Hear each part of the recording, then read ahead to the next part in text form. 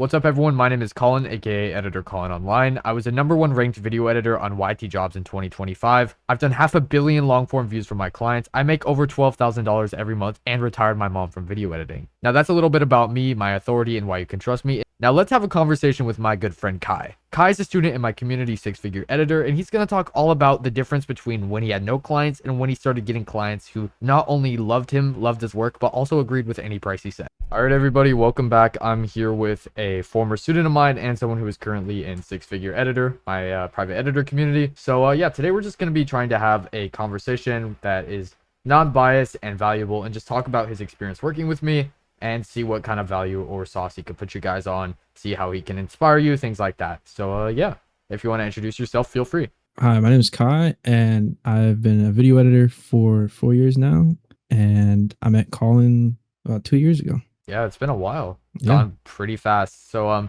let's just get right into things then. So where were you at with your editing income before we started working together? Now, I know we did the coaching like 2 years ago or a year and a half ago or something like that, and then now you're also in the community. But like before we ever met, how was your career like editing wise? It was to sum it up, I was being taken advantage of, and I was barely making anything off. I would say like 70 to at most $100 a month for like nearly full-time work doing Gosh. shorts. Yeah.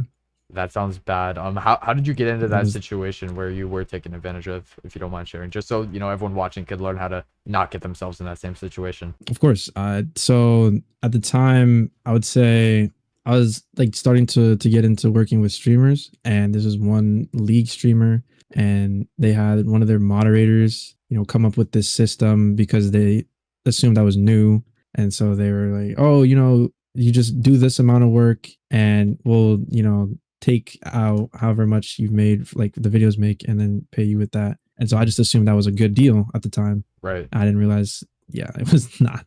Yeah. If people are always telling you, oh, you only get this percentage of the profit and never like any kind of flat rate outside of that, then more often than Mhm. not, that's because they cannot afford to pay you, which means that the profit that you're going to be taking is going to be terrible. Good lesson to learn very early on. So Mhm. next question I have for you, what had you already tried before finding six-figure editor that just wasn't working for you? Before, definitely packaging, and my outreach system was not that great. Do you want to talk Um, about like what that system looked like, just so people can also avoid doing that same thing? of course. So before, I would just, since I primarily work with streamers, I would just go through Twitch, scroll through, browsing whoever's up, sit there for a while, gauge their vibe, go through their socials. It would take hours, and I mean hours of time. And for my packaging, I just didn't really know how to price my work. I would sometimes ask for pay raises way too early in a relationship with a client, and Mhm. it would not go over well,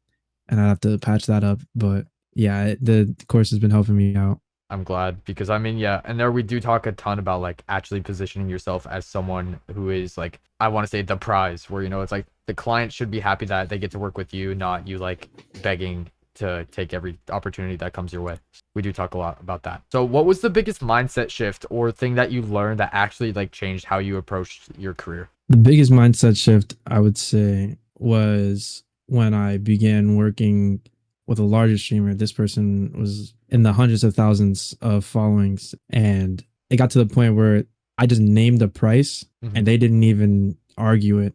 And that at that point, I was like, okay, I can really take this somewhere. Yeah, that's kind of exactly the breakthrough that I think you needed, that we also talk about in Six-Figure Mhm. Editor, where it's like, don't just take any job that comes your way, but like take jobs that are actually fair and match your standards. And like, even if it comes to rejecting clients that don't match your standard, that's way better than just taking anything that comes your way. Exactly.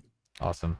All right, so walk me through the first client you landed after implementing what you learned in our course, and actually like, how did that, happen from start to finish? Okay, so I used like a new modified outreach system Mm-hmm. that I learned through the course. And once I when I began talking to a new client or a prospect of mine, they're asking me, prices and package, if I have like a package or what I would do for them. And using what I learned, I was able to come up with a price.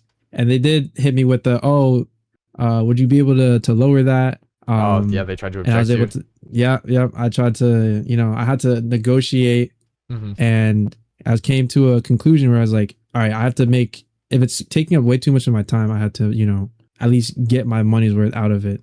Hmm. Mhm. All right, cool. And if you want to go a little bit more in depth with it, what did your outreach look like before versus after, and like what specifically changed that went from you getting these terrible clients on terrible profit shares to, people who are not questioning your prices or fighting back? Okay. I would say for the biggest part, and I know a lot of editors have an issue with this, skew your target like client base higher if you don't want to have to do a lot of negotiating when it comes to revisions. I mean, actually that kind of depends, but negotiating and revisions, you have to skew your target base higher. And then also I would say once you're working with a certain, like once I worked with the larger streamer, I started to reach out, or I asked her for references. References are a big thing. Using people that they know and they can tell their friends that I did a good job for them. Mm-hmm.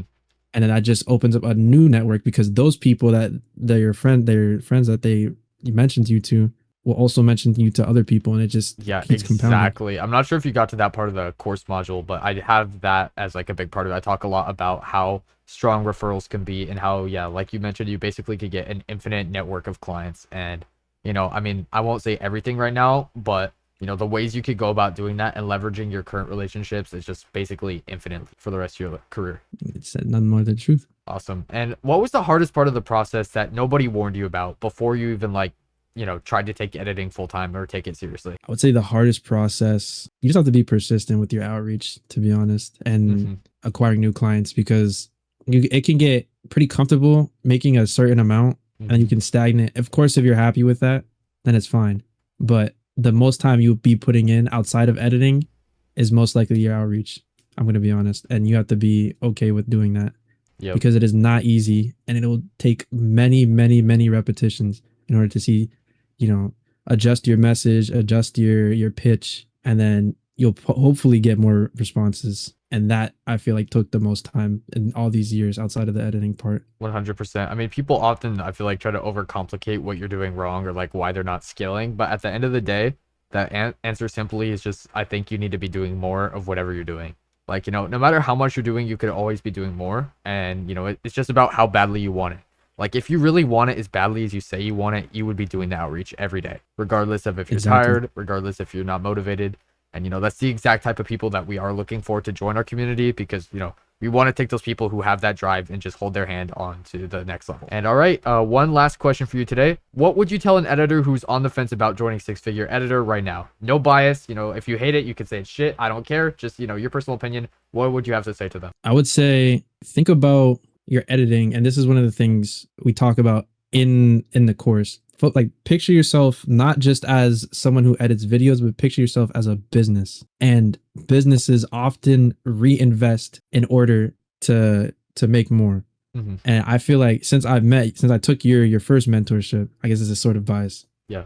But the information that I gained and just being in the circle around the people, it's not even just learning the stuff in the course, it's being in that community of people who are also trying to go up. You'll get so much benefit from that. Yeah, literally. I promise you. I'm not the only one talking there. We're having like giant comment sections. Like, you posted your own post in there, and I think like almost everyone in the community commented on it, because we're all boys. We all got the same goal. And yeah, I mean, yes, sir. The network you're surrounding yourself with is very powerful. And even if there's one day where you think you've learned everything you can from me, you never know what you're going to find out by talking to other people in the community. They could refer you to their clients who might need another editor. You never know what could happen by having a strong circle. Exactly. All right. Well, I appreciate you for your time. If you have any last things you want to say to the viewers, you could also plug your socials, anything like that. I'll let you take it away. Okay. Get in this course now before it skyrockets, and it's just going to be I'm just kidding. It's way too many people. But my Twitter it's Kai Hanma. If you guys want to, say something, you have any questions for me, I'll put that up on screen. I believe that's it. All right. Awesome. And I appreciate your time. And yeah, we should do a follow-up pretty soon. And yeah, guys, like you mentioned, the community is a great chance to grow if you want to take this seriously. It's in the link in the description. It's in my Twitter bio. You can find it. And yeah, have a great day.